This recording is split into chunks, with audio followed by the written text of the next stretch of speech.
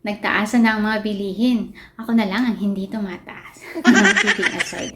Kaya hindi na sapat yung kinikita natin sa pagiging empleyado. Dapat matutunan natin mag-create ng multiple income stream. At sa panahon natin ngayon, hindi na mahirap maghanap ng pagkakakitaan. Ekstrang pagkakakitaan dito sa online. Meron naman tayong mga cellphone, internet connection, kaya pwede nang magkapag-generate ng extra income. Pwede mong itry mag-product review, maging influencer, mag-direct selling, or mag-join sa mga multi-level marketing. At isa na dito yung ginagawa naming copy and paste system.